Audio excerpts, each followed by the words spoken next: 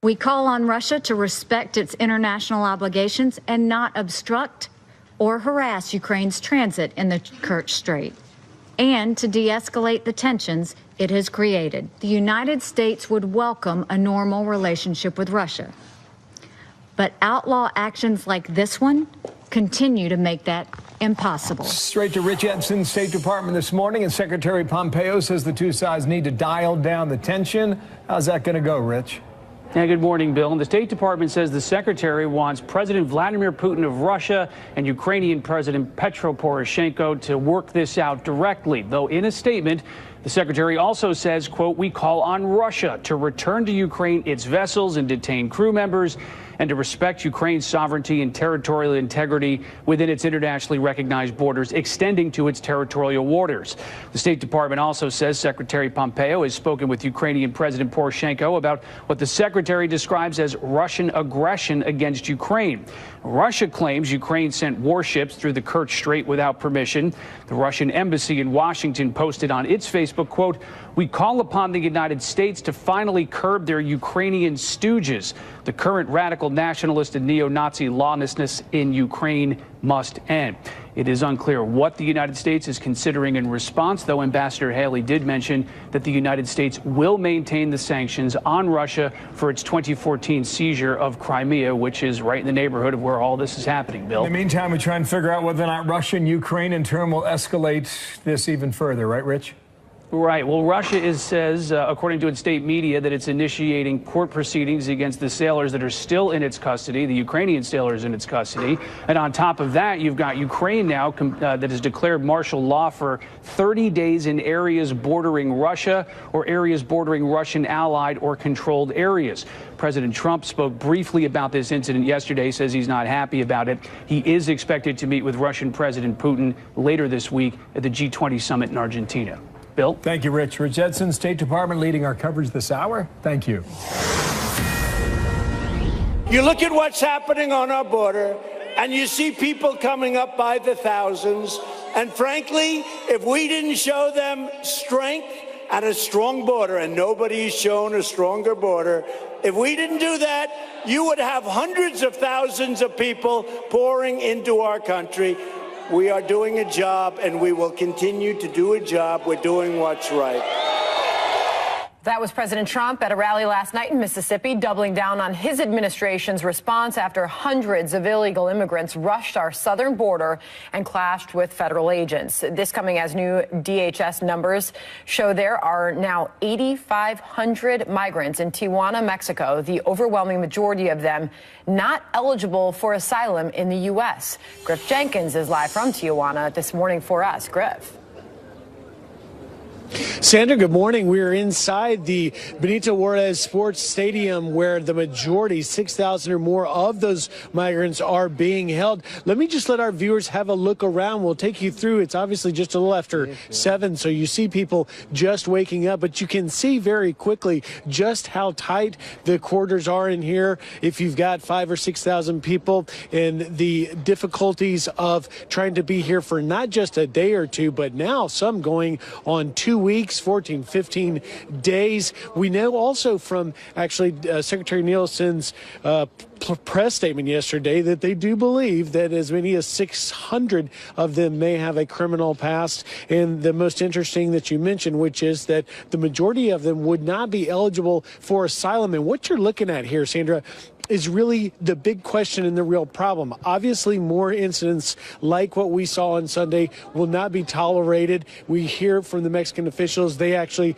are going to or already have deported as many as 98 of the folks involved in that already. But the question ultimately that has to be asked is, what do you do with these people? Because even if they qualified for asylum, which Nielsen says they won't, they have to stay somewhere. And staying in conditions like these that you're seeing right now are certainly not something that would be able to go on for months, and some say even years, to process these asylum claims. That's why there was some talk over the weekend of cooperation between the incoming Mexican government and new President Lopez Obrador and the Trump administration in exchange for keeping the migrants in Mexico, in exchange for speeding up the asylum process. But again, when you get a little bit of a view here and you look at these conditions right here, they can't remain here. So the problem has certainly intensified. I can tell you in the overnight hours when I was here, Sandra, we saw two groups of about a dozen folks that decided they were going to try a softer spot of the wall and go on their own. They were not able to get over. The Border Patrol turned them around.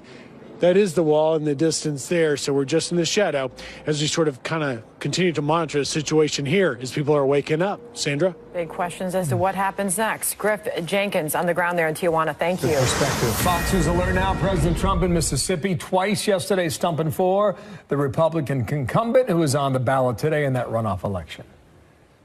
Tomorrow we need the people of Mississippi to go to the polls and elect Sidney Hyde-Smith so that we can continue doing what we're doing, which is frankly unprecedented. I want to bring in America's A-Team, David Avella, chairman of GoPac and a Republican strategist. Welcome back. Hello. Adrienne Elrod, former director of strategic communications for Hillary Clinton campaign. Adrienne, hello. Thank you. And John Bussey from the Wall Street Journal and Fox News contributor. And John, good to have you on the panel here. Great panel, by the way. Just saying, great panel right here. Day. Is Mississippi a race? No. She will win tonight. A lot of attention going down there. How come? Whether she wins by 51, 55, or 60, she's called U.S. Senator, and she will win tonight. Look at the election results on November 6th. You take the two Democrats together, they got about 45% of the vote. That's what Espy's going to get tonight, 44, 45% of the vote. She wins 90. What does 55, it say 45. that we've gotten to this point, though, that it has gotten to this point? It's a runoff election in Mississippi, and that's how these occur. And but tonight, she is going to win. Adrienne? Well, you sound very confident there, David. Look, I do think the Republicans have a slight advantage in this race, but it's become very competitive for a lot of reasons, including some of the things that Hyde-Smith, the Republican candidate, has said publicly about attending a public hanging.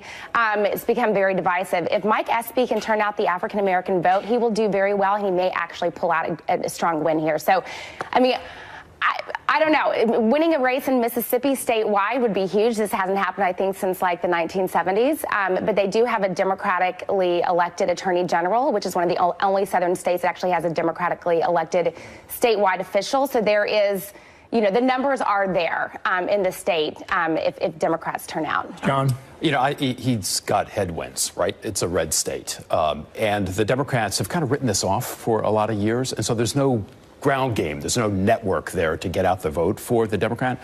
On the other hand, it will make a difference what this margin is, because he is hoping to get his surfboard out and surf this blue wave and the political phenomenon that we see now in the United States of suburban educated women, particularly defecting from the Republican Party and voting Democrat. How much of that's going to happen in Mississippi?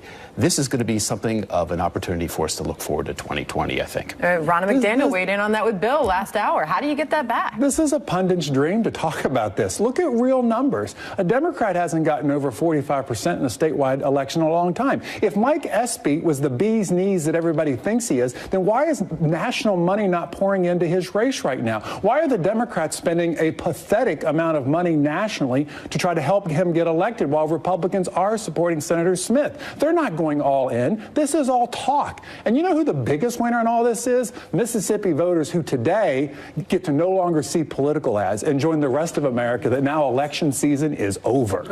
I think most people thought that 2 weeks ago. What do 53 Republican senators do to a Democratic agenda in the House? To a Democratic agenda? Like, how do 53 Republican senators impact a Democratic agenda? That's the question. Well, I think, first of all, we've got to checks and balances in the Congress finally. So you're going to see Democrats trying to work with Republicans. If they'll play ball, we'll see, on a number of kitchen table issues like lowering the cost of prescription drugs, addressing the health care crisis, addressing health care costs, and raising wages. I mean, those are issues that Americans voted for Democrats for. That is why we saw such a strong blue wave. The reason I asked that, I don't know if it's gridlock, John, for 2 years, or if there's some sort of compromise that they can work on. Yeah, the margin in the Senate's not going to matter as much for gridlock. It definitely helps the Republicans. There's no question. It gives President Trump that much more leverage against moderates who might sort of get in the way of his agenda in the Senate. On the other hand, it's a Democratic House now, and that's where the gridlock comes in. It's going to be very tough for President Trump to get policies through the Congress that require the approval of both chambers. Meanwhile, the showdown at the border, and the president certainly was focusing on that last night. I want to bring you the latest that we're hearing from Secretary Nielsen on this caravan. As we know now, 8,500 of those migrants in Tijuana. We just saw the live report from Griff Jenkins there. She says this administration warned about the dangers of the caravan. We predicted the violence we saw on Sunday. We prepared to address it with additional personnel and DOD deployments. We will continue to prepare for the next assault while looking for lasting solutions with Congress and our Mexican partners.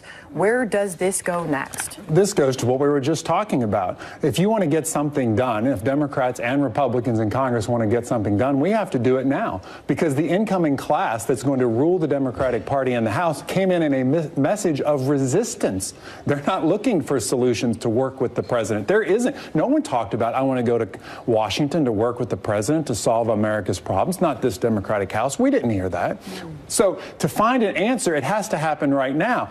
And the message, and no one is talking about this, if we want to solve this problem, if this is the moral dilemma that Democrats talk about, then what they're really saying is we need to look at regime change down in South America. Because the reason these migrants are willing to cross all the way up to America to get into America is because they live in conditions they don't want to live under, and or those who may have bad intentions.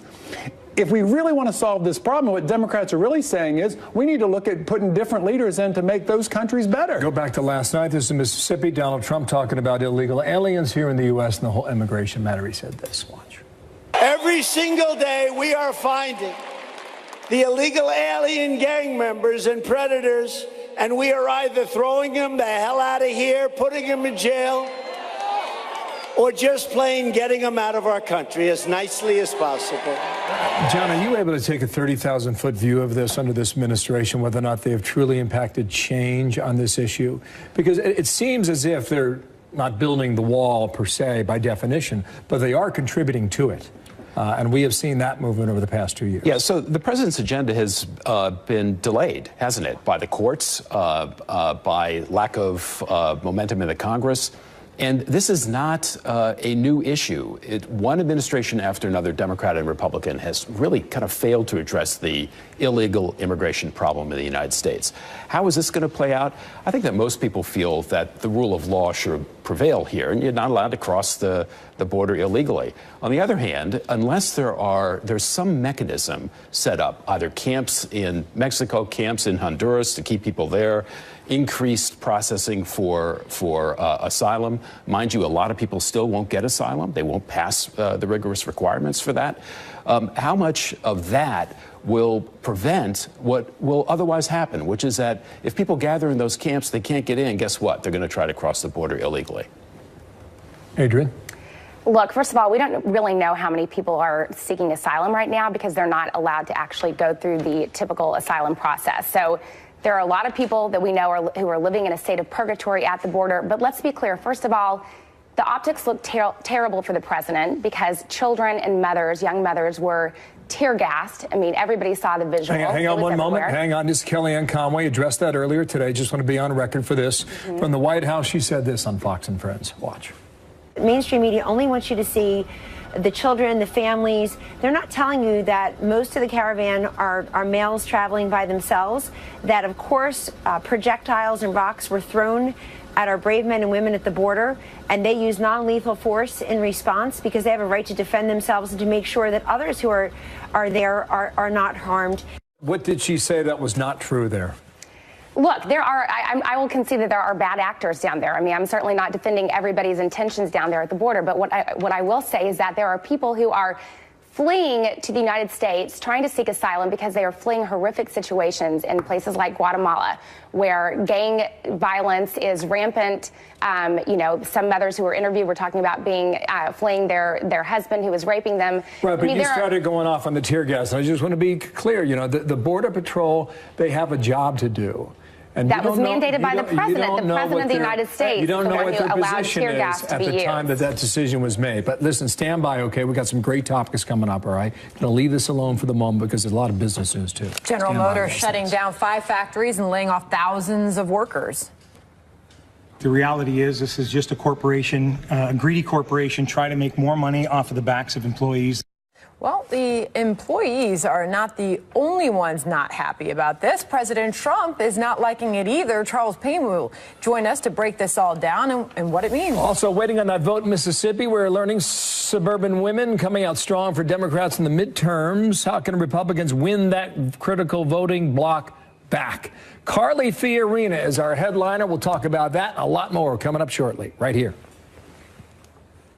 America must lead, because when we do not lead, when this exceptional nation does not lead, the world is a more dangerous and a more tragic place.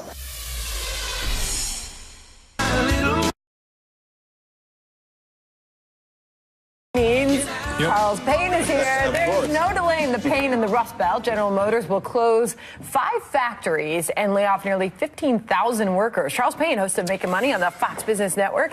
You've been looking at all of this. What does this tell us?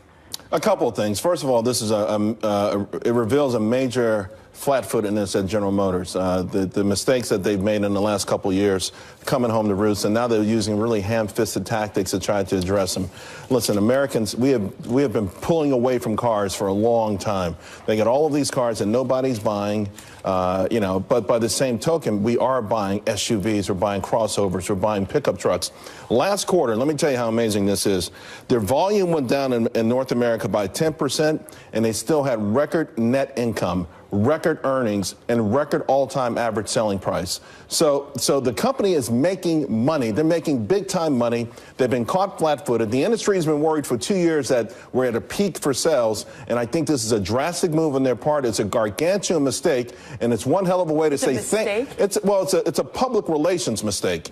It's one hell of a way to say thank you to America for the $51 billion bailout that you lost $11 billion on to begin with. Yeah. They were the recipient. They were the majority recipient. Sandra, this news broke when you were sitting here yesterday, and all we really had was the headline. I think as the day went on, the news sunk in, and this news it's not good for these people. It's not good. Last quarter, Michigan, Ohio. Last quarter, the company did $35 billion in 3 months. 77% came from North American customers. 87% of operating income came from North American business. So, yeah, you can build out factories all over the world, but the Americans are keeping you in business, and you kick them to the curb at the first sign of trouble. So the president's not happy. He's shooting back at Mary Barra, who, by the way, happened to be at the White House yesterday for a pre-scheduled meeting with Larry Kudlow. We don't really know what was discussed there, but the president's fired back saying that they should make a better car, that he was very tough on GM's Barra over these plant closures. So he's not happy. No, he shouldn't be happy, of course. I don't think any American president would be happy about this. And again, it's not like they're in dire straits. Now, they're trying to get ahead of things. They want a big fat cash flow. But this is why I think capitalism in of itself is in a lot of trouble in this country. Because, you know, these companies keep posting record earnings and they keep firing people. They keep posting record earnings and they keep buying back billions of dollars of their own stock. The American public is going to get hip to this, and my fear is that they're going to end up electing not a democratic socialist, just a straight-up socialist because of these kind of shenanigans. They should have saw this coming a long time ago. Topic number 2, the markets were flying yesterday, down a little bit today, Cyber Monday. How did we do? We had a record. Yeah, we had a record. I didn't buy anything online, though. But we did have a record, and 20% to $2 billion came from smartphones. So it's again, $2 billion? $2 billion of the sales yesterday came from smartphones. It's just really amazing that. That's Apple. Mostly Samsung? Apple, Samsung, Google? Yeah. Here's the thing.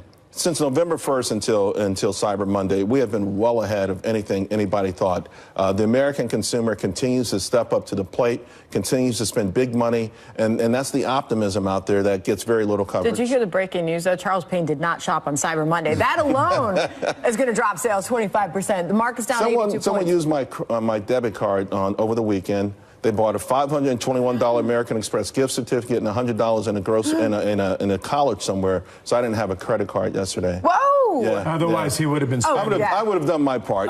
Quickly, Microsoft passed Apple for just a brief second in market cap. Yeah, that's more of the story of Apple falling apart, down $200 billion in market cap. Since their earnings report, what they told us, they would stop telling us how many iPhones they sold. That was a mistake, and it's going to continue to haunt them for a long time. Thank you, Charles. See you at 2 o'clock, Fox Business. Okay. Mike Espy in Mississippi. He is speaking now. Let's go to it live.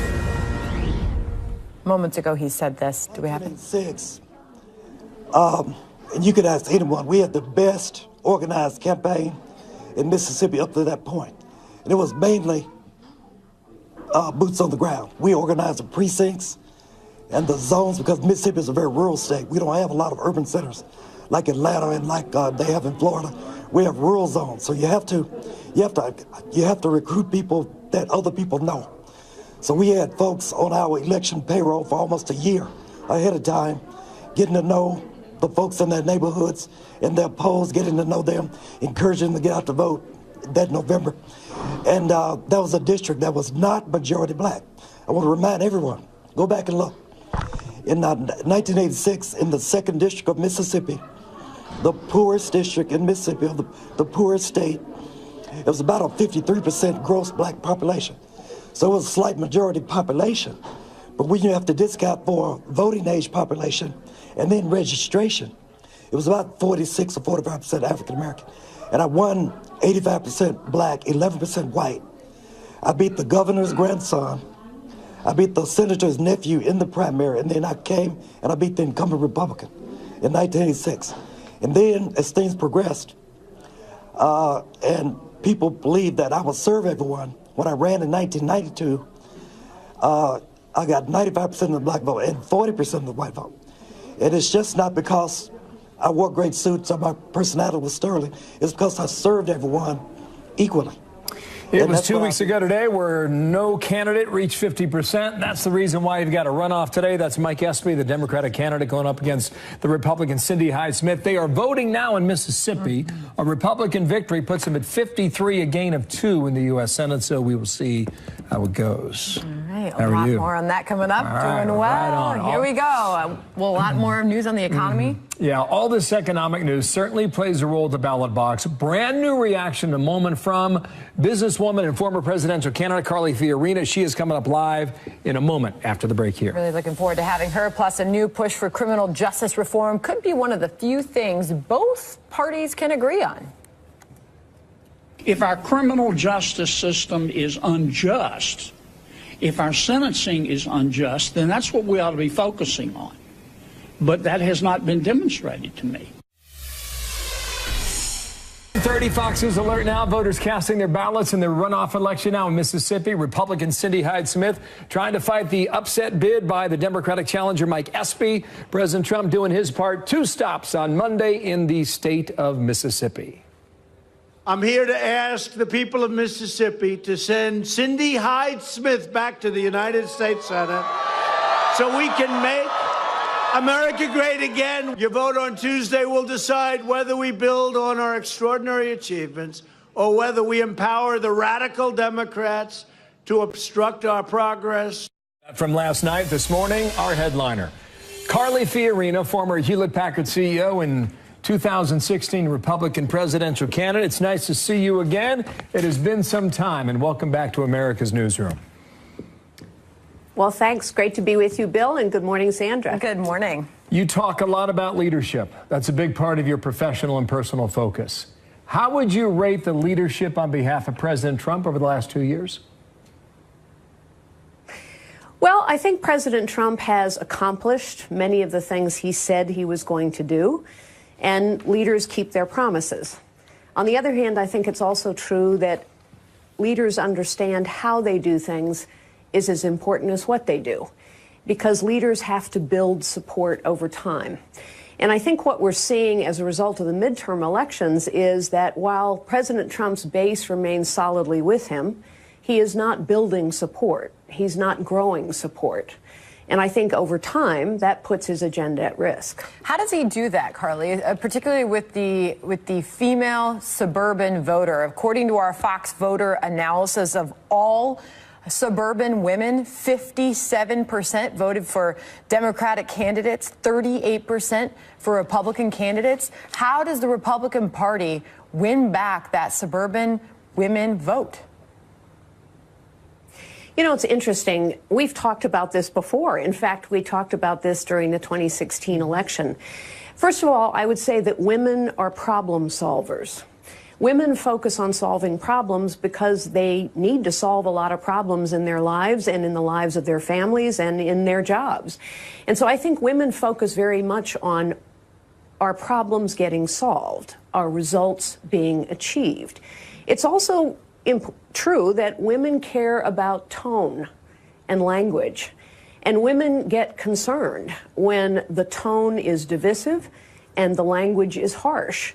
And so I would say that Republicans' policies so often lift people up, and Democrats' policies so often keep people right where they are, as Mia Love has famously said many times. But I also think that problems only get solved if you bring people together instead of dividing people apart. And tone and language can drive people apart or bring people together. And in the end, I think real leadership is about solving problems, not just talking about solving you problems. Got a lot of which attention. Politicians too you often got a lot do. of attention out of California 2 years ago. You sound a little bit like you might be considering it again. Are you running? Do you have plans to challenge Donald Trump in a primary? No, heavens no. What I am focused on is the same thing I've been focused on for many decades, which is what is real leadership about? And real leadership is not about title or position, although many leaders have titles and positions. Real leadership is about problem solving. Real leadership is about building support. Real leadership is about lifting people up and bringing them together, not tearing people down and driving them apart. Real leadership is about courage and character and seeing possibilities in circumstances, and also importantly, seeing possibilities in the people all around us. I ran for president in 2016 because I believe we need more citizen leaders. And on the podcast that goes live today, I lift up citizen leaders all across this country. Some you've heard of and some you haven't.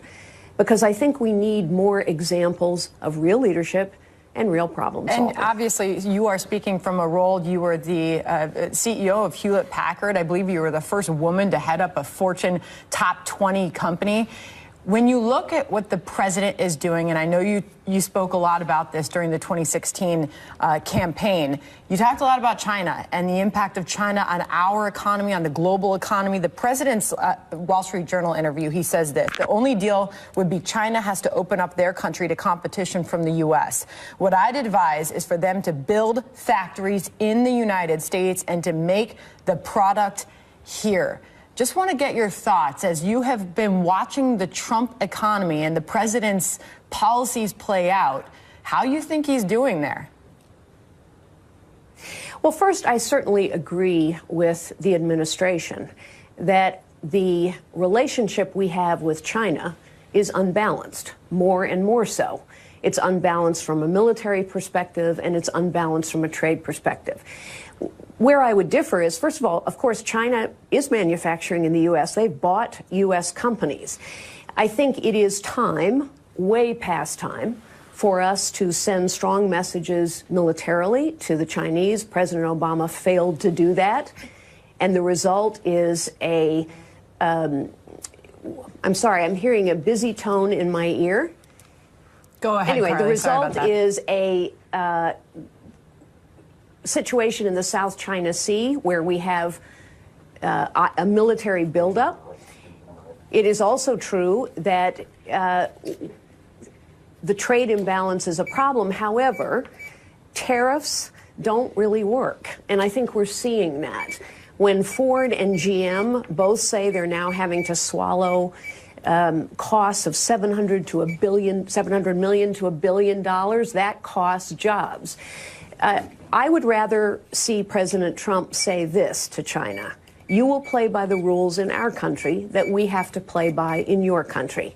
And that means you can't list your companies on the New York Stock Exchange unless we can list our companies on the Chinese Stock Exchange.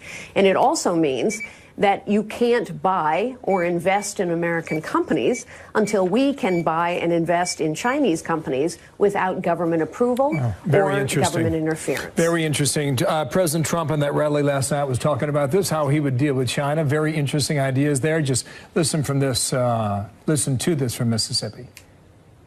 We racked up $4.5 trillion in trade deficits with China since they entered the WTO, that's the World Trade Organization, which other than NAFTA is probably the worst trade deal any country has ever entered. And we entered it, and that's what built China into the power. But now we're the big power. We're far more powerful, and that's the way we're going to keep it. That's from Mississippi, as I mentioned. Carly Fiorina's got a new podcast out that she mentioned as well. It's called By Example, and it debuts today, and that's part of the reason why you're joining us today. And if we've reestablished a signal with you, go ahead and give a pitch for that podcast. Okay? I can tell you a little bit about that podcast because there's a lot of interest in it. Yeah. And because she is a pioneer in her field, and as I mentioned, one of the first female CEOs of a big Fortune company, Fortune top 20 company, she is sitting down in this new podcast, By Example, and talking to leaders of all industries. And it's really actually a fascinating idea.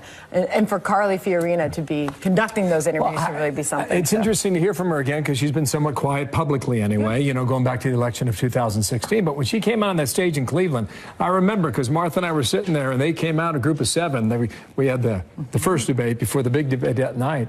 And Carly Fiorina got a lot of attention, and she quickly moved up the ladder for that election. So now she's out there yet again. So we hope to get her. For coming. By Example, the podcast, in the meantime, is beginning to look a lot like 2020. Oh, really? The Democratic field already has several big names. It's getting bigger, Sandra. 2 more high-profile candidates say they may be ready to make a move for the primary. Stand on by. 2 more big-name politicians eyeing a run for 2020. Beto O'Rourke and Bernie Sanders are back with America's A-Team. David Avella, Adrian Elrod, and John Bussey. Did you guys work it out in the green room? All good? All good. Dan Pfeiffer says this. Let's take quote number 2, guys, with regard to Beto. No one knows what voters will be looking for 2 years from now, and no one never knows how good candidates are until they stand up in diners in New Hampshire and Iowa and try to explain why they, out of 300+ million Americans, are best suited to become president. But to write Beto off is to repeat the same mistake pundits made with Obama. You're a witness. Brilliant. Dan Pfeiffer's a good friend of mine, and he always is right on the mark. Look, we've got a lot of people who are considering running for president. Beto O'Rourke energized the Democratic base, electrified the base like we have not seen in a long time. So did Stacey Abrams, so did Andrew Gillum. So to write him off, Pfeiffer's exactly right when he says this is what pundits did to Obama when he was a state senator in, Illinois and got on the national stage. So I think we're going to have a lot of exciting people to look at in the field. John? He ran an interesting race against a guy who is not dissimilar from Donald Trump in demeanor. So he's gotten some pretty good experience, and it was close, but at the end of the day, he lost. So the fact that we're talking about a candidacy by a losing politician says something right now about the field that the Democrats have, which is it's wide open. We don't know who's going to run. We're talking about possibly Biden and Sanders in their mid-70s now. They'll be in their late 70s when this election's happening. We don't know who's going to run. He is a charismatic figure who did galvanize the Democratic voter. Interesting. We talk about 2020 Democratic candidates, and none of my Democratic colleagues ever bring up Michael Avenatti, who's also talking about running as a Democrat. Candidates right now are less important than process. And here's a date for everyone to keep in mind, and that is December the 5th. And that's when the New Hampshire legislature will pick the next Secretary of State. And the Democrats in the House have said that for the first time in over 20-some years, they may not allow the Republican to stay in as Secretary of State. Now, Gardner has had a history of protecting New Hampshire's status as early in the process. If a Democrat, a partisan Democrat, I would remind you, gets in, won't have the stature. Now, what if California decides to leap forward in the nomination process? It might. Okay? And now you have a huge advantage for Kamala Harris. Now, what if it stays the same? That helps someone like Elizabeth Warren. So who's talking about running on any given day isn't as important as a process. Got it. Here's Beto O'Rourke from yesterday. No decision yet is apparently what his comment is. Watch. Amy and I made a decision not to rule anything out, and just to be open. The best advice that I've received from people who've run for and won and run for and lost elections like this is don't make any decisions about anything until you've had some time to hang with your family and just be, just be human. My guess is he's running, but we'll wait and see, okay, for a final decision. In the meantime, Mia Love, who lost an election in the state of Utah, Republican, just by the most narrow of margins, she's throwing daggers at just about anybody. This is what she said yesterday regarding President Trump. This gave me a clear vision of his world as it is. No real relationships, just convenient transactions. That is an insufficient way to implement sincere service and policy. Surprised by that, David? I've been doing this for 20-some years now, and I probably can count on one hand the number of losing candidates who actually blame themselves for their loss. And there is often the everybody's fault except my own. Candidates are ultimately the ones that voters vote on and who is on the ballot.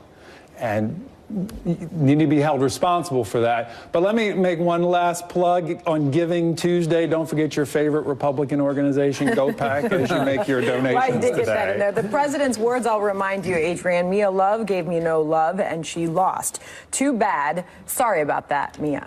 Yeah, look, if Mia Love had embraced President Trump more on the campaign trail, I think she would have lost by more because her district includes Salt Lake City, which is a largely suburban area. Suburban voters flocked in droves to Democrats this cycle. That's how Democrats took back the House. So, it's Trump's own prerogative, I guess, if he wants to go after his own fellow Republicans. But I think if she had embraced him more, she would have lost by a wider margin. She was really seen as a rising star in the Republican Party 4 to 6 years ago. She didn't just go after President Trump. She went after Republicans in Washington with regard to minority voters. She went after opponents, called him a wolf in sheep's clothing, and said, I am unleashed. I am untethered. I am unshackled. I can say exactly what's on my mind. Yeah. So Mia Love's comment about President Trump was in reaction to his gratuitous slam of hers, after the election, saying, she didn't show me any love, she lost. And she's a reflection of several things that Republicans have to be concerned about going into the 2020 race. They have a suburban women problem. They have an educated voter problem. They have a minority voter problem. And Mia Love's reflection of possibly, for centrist Republicans, a Donald Trump problem. David? My advice to my fellow Republicans is we are more united than we are apart. And to allow Democrats and the media to stoke these divisions is only hurtful to us. And Republicans need to be mindful we are more together than not. But it is laughable to hear Democrats say Mia Love is a stateswoman for her willingness to criticize President Trump, but President Trump is completely wrong when he criticizes another Republican. Now, Republicans shouldn't be criticizing Republicans, but let's keep in mind Democrats are not being genuine when they're here trying to stoke division. It is Giving Tuesday. Thank you. Thank you, sir. Thank you, Adrian. John, thank you for being here today. Thank you, A-Team. It is the season, speaking of which, for spending. Retailers breaking in the dough as Cyber Monday sales hit a historic high. And wait until you see these new numbers. For the history books, breaking the online sales record with, $7.9 billion spent. Brett Larson. Is it true? That is a lot. Yes, it is true. That's a lot of vacuums. That is a lot of vacuums, which I purchased. The thing that I like about Cyber Monday and how we talk about online shopping year over year is I'm glad to see it's on an upward trajectory because it's still relatively new. People are still kind of finding it for the first time.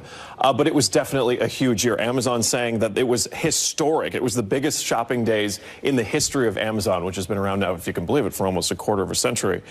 The other interesting little tidbit that I took away from some of the after the Cyber Monday sales data is that a lot of the shopping, the most of it was done in Denver, Colorado, and then it was also in other large cities. So I'm curious to see where broadband is available, readily available in the U.S. versus where it's not. If the online shopping was was good there. Interesting. In more rural areas where you don't really have a super fast connection, are you going to take a little bit of extra time for the ability to shop from home? And these are also areas that are adversely hit by, retail stores closing and what have you. But I definitely think year over year we're going to continue to see. Every year is going to goes higher. What did you buy yesterday, and did you get a deal? I got a deal on a Hoover vacuum because that's what you do on Cyber Monday. So wait, this was, okay, $7.9 billion. $7.9 billion. A lot of vacuums. Put that in perspective, as I always tell Bill to do when he's looking at the stock market change. What's the percent? That's a 20% increase. Yeah, no, it's huge. It's bigger than it's bigger year over year from this year to last year than it was from last year to the previous year. Pretty good. Now we just have to wait for Take It Back Tuesday. Hammer, what'd you get me?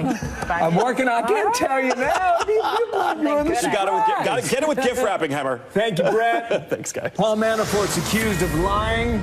Did special counsel Bob Mueller just lose his most valuable witness? Alan Dershowitz is here next hour, America's Newsroom, and a big celebration at NASA. We are back on Mars, and Mike Massimino's got a lot to say about that. Do not miss this amazing accomplishment. Coming up. If you are considering silver for your safe capital, now you can receive $200, $500, up to $2,000 worth of these all-new silver snowy owl coins free with a qualifying purchase.